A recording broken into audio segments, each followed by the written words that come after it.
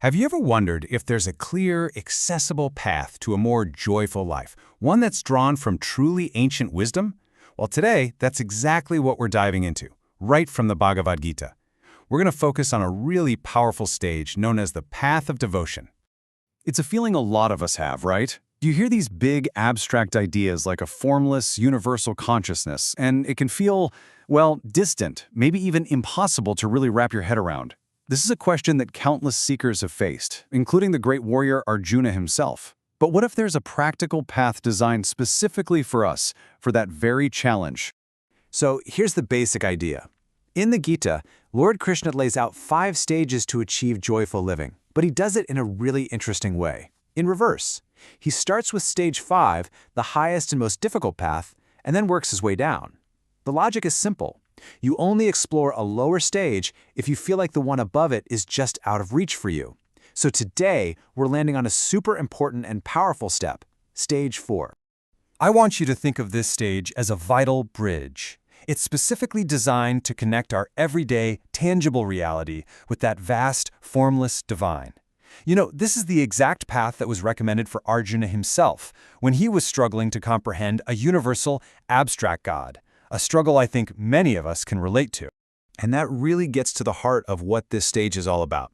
Stage 4 isn't some lesser path, it's a tailored path. It's for those of us who are deeply engaged with the world of names and forms, who live in a reality we can see and touch, and who find it really challenging to connect with a God that has no form, no name, and is just everywhere at once. Okay, so now that we know who this path is for, let's talk about its goal. And it is a beautiful, complete transformation of how you see everything. The point isn't to escape the world, but to see the divine within the world. The whole world is a temple for them. Just let that sink in for a second. Imagine that. Suddenly, a specific building isn't the only sacred space. Your office becomes sacred. The grocery store becomes sacred. Your home is a temple. Because you start to see the divine presence in everything and everyone. You can see how this perspective just completely flips our typical idea of worship on its head. Conventionally, we might pray at a specific time, in a specific place, using a specific method.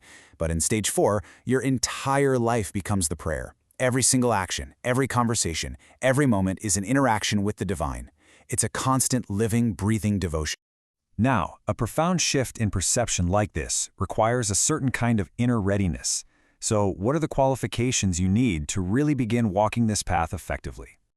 There are 6 key qualities that signal this readiness. It all starts with a mind that's relatively calm, not being constantly pulled in a million directions by desires for worldly things. It involves a sense of surrender, a real commitment to selfless action, and a logical mind that can grasp one absolutely crucial concept, that God isn't just the creator, but the very substance of creation itself.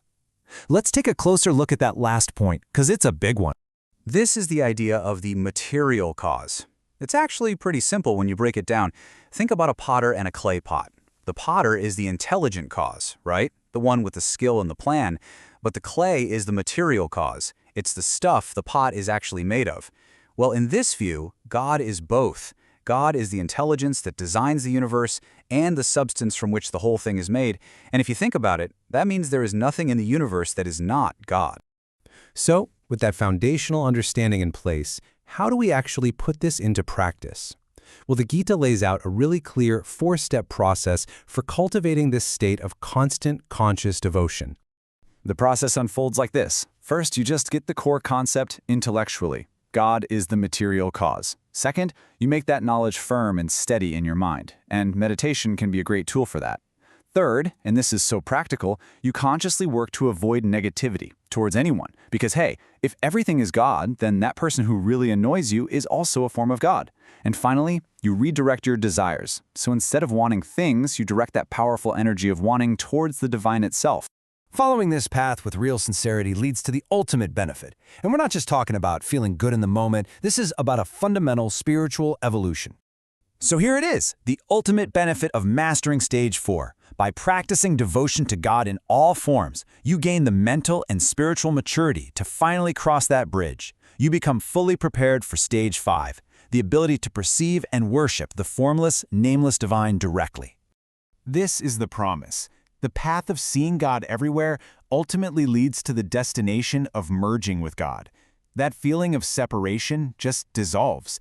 The journey from seeing God in everything leads you to the incredible realization that everything is God. So we'll end with this question for you to reflect on. If you truly live this, if every single interaction, every challenge, and every person you met was seen as a direct encounter with the divine, how would that change your daily life, your relationships, your sense of purpose, everything?